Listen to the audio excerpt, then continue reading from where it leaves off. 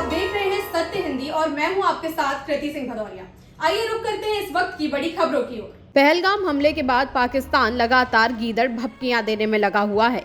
Press conference में कड़े तेवर दिखाते हुए पाकिस्तान के रेल मंत्री हनीफ अब्बासी ने कहा कि हमारी सभी मिसाइलों का रुख अब भारत की ओर है। अगर भारत ने किसी तरह का कोई दुस्साहस करने का फैसला किया तो उसे इसका बड़ा खामियाजा भुगतना पड़ेगा। अब्बासी ने धमकाते हुए कहा कि हमारे पास दुनिया का सबसे शक्तिशाली परमाणु बम है और हमने अपने गोरी, शाहीन, गजनवी जैसी मिसाइलें और 130 परमाणु बम सिर्फ भारत के लिए रखे हैं। उन्होंने आगे कहा कि हमने कूटनीतिक प्रयासों के साथ साथ अपनी सीमाओं की सुरक्षा के लिए भी पूरी तैयारी कर रखी है। पहलगाम हमला तो बस एक बहाना है, दरअसल भारत के रडार पर सिंधु जल संधि है। पहलगाम आतंकी हमले के बाद सेना, पुलिस और सीआरपीएफ का जबरदस्त एक्शन जारी है। पिछले 48 घंटे में 8 आतंकियों के ठिकानों को तबाह किया जा चुका है। सेना का सबसे ताजा एक्शन कुपवाड़ा में हुआ है, जहां लश्कर आतंकी फारूक तीदवा के घर को तबाह कर दिया गया। चंद सेकंड में आतंकी के घर के परखच्चे उड़ गए। सेना, लश्कर, हिजबुल, जैश के आतंकियों के ठिकानों पर छापेमारी कर रही है। जहां भी आतंकी मूवमेंट का जरा भी शक है, वहां सख्त एक्शन लिए जा रहे हैं। इसके साथ ही घाटी में अब तक का सबसे बड़ा सर्च ऑपरेशन भी चलाया जा रहा है। सेना ने अब तक 1000 से ज्यादा ओवरग्राउंड वर्कर्स को गिरफ्तार किया है, जो आतंकियों के सबसे बड़े मददगार थे। वहीं पहलगाम हमले की जांच एनआईए को सौंप दी गई है। इस संबंध में गृह मंत्रालय ने आदेश जारी कर दिया है। पाकिस्तान के प्रधानमंत्री शहबाज शरीफ और पीपीपी नेता बिलावल भुट्टो जरदारी ने तो पहले भारत को गीदड़ भभकी दी, लेकिन फिर धमकी देने वाले नेताओं के अब सुर बदलने लगे हैं। वजह यह है कि सिंधु जल समझौता निलंबित होने से खलबली मची हुई है। पाकिस्तान के रक्षा मंत्री ख्वाजा मोहम्मद आसिफ ने समा टीवी को दिए गए एक इंटरव्यू में कहा कि पाकिस्तान ना तो संघर्ष चाहता है और ना ही वो परमाणु ऊर्जा के उपयोग पर विचार कर रहा है। पाकिस्तान के पास जो परमाणु क्षमता है वो महत्वपूर्ण रूप से पाकिस्तान के अस्तित्व की गारंटी है। हमारा भारत के साथ युद्ध करने का कोई इरादा नहीं है, लेकिन अगर भारत ने हमला किया तो हम भी पीछे नहीं हटेंगे। पाकिस्तान की सेना इसका मुंहतोड़ जवाब देगी। पाकिस्तान के कब्जे वाले कश्मीर यानी कि पीओके में शनिवार दोपहर झेलम नदी का जलस्तर अचानक बढ़ गया, जिससे कई इलाकों में बाढ़ आ गई। इसके बाद अधिकारियों ने अलर्ट जारी कर स्थानीय लोगों को सुरक्षित जगहों पर जाने को कहा। रिपोर्ट्स के मुताबिक प्रशासन ने हट्टियन बाला इलाके में वाटर इमरजेंसी की घोषणा की है। वहीं मस्जिदों से भी लगातार चेतावनी जारी की जा रही है। राजधानी मुजफ्फराबाद के डिप्टी कमिश्नर मुदस्सर फारूक ने स्थानीय निवासियों से झेलम नदी नज़दीक के इलाकों में जाने से बचने के लिए कहा है।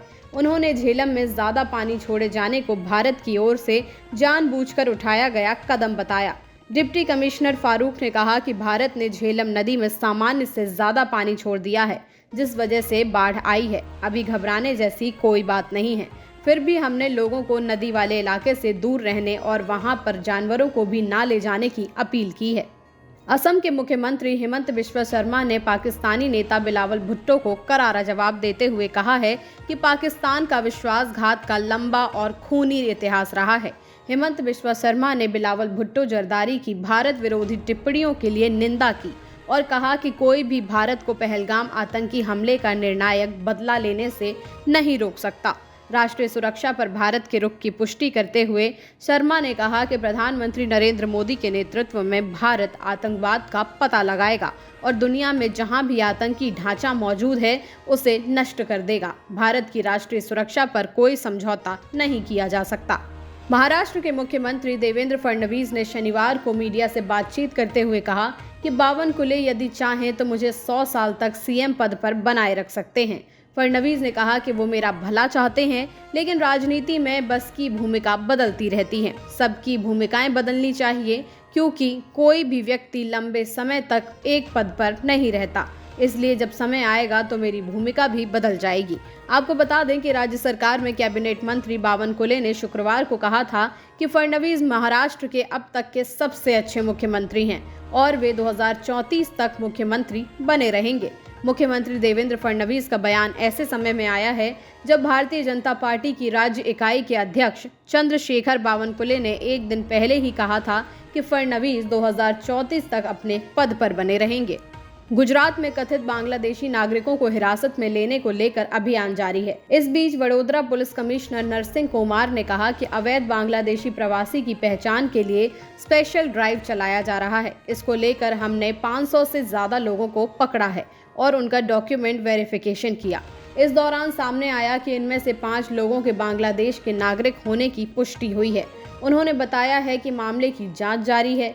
वहीं राजकोट के डीसीपी क्राइम पार्थराज सिंह गोहिल ने कहा कि गुजरात में जो भी अवैध प्रवासी रह रहे हैं और खासकर जो बांग्लादेश से आए हैं, उन्हें ढूंढकर डिपोर्ट करने की कार्रवाई के लिए डीजी ऑफिस से सूचना दी गई है। सीमा सुरक्षा बल बीएसएफ ने पंजाब के अटारी सीमा के पास रोरनवाला खुर्द गांव में किसानों को निर्देश दिया है कि वे सीमा की बाढ़ के पार बचे हुए फसलों को अगले 2 दिनों के भीतर काट लें। ये घोषणा गांव के गुरुद्वारे से की गई। बीएसएफ ने ये कदम सुरक्षा कारणों से उठाया है, क्योंकि भारत पाकिस्तान सीमा के साथ बढ़ते तनाव को देख करके ये कदम उठाना उनके लिए जरूरी हो गया था। किसानों को अपनी फसलों और पराली को जल्दी से इकट्ठा करने के लिए कहा गया है, ताकि सीमा पर किसी भी संभावित खतरे से बचा जा सके। ये निर्देश हाल के घटनाक्रमों के मद्देनजर आया है, जिसमें एक बीएसएफ जवान के अनजाने में पाकिस्तान क्षेत्र में चले जाने और पाकिस्तान रेंजर्स द्वारा हिरासत में लिए जाने की घटना शामिल है। दक्षिणी ईरान के होर्मोजगन प्रांत के बंदर अब्बास शहर में शाहिद राजाई बंदरगाह पर शनिवार को हुए भीषण विस्फोट में कम से कम 14 से ज्यादा लोगों की मौत हो गई और 750 से ज्यादा लोग घायल हैं। माना जा रहा है कि ये विस्फोट कथित तौर पर मिसाइल प्रोपेलेंट बनाने के लिए इस्तेमाल किए जाने वाले रासायनिक पदार्थ की शिपमेंट से जुड़ा हुआ है, लेकिन ईरान में किसी ने भी सीधे तौर पर ये नहीं कहा है कि क्या ये विस्फोट किसी हमले की वजह से हुआ है। विस्फोट से आसमान में धुएं का एक बड़ा गुबार फैल गया और आसपास की इमारतों और कारों को भी भारी नुकसान पहुंचा। ये विस्फोट शनिवार को उस समय हुआ जब ईरान और अमेरिका के अधिकारी तेहरान के तेजी से आगे बढ़ते परमाणु कार्यक्रम पर तीसरे दौर की वार्ता के लिए ओमान में मिले। फिलहाल के लिए इतना ही। देश दुनिया की तमाम खबरों के लिए आप देखते रहिए सत्य हिंदी।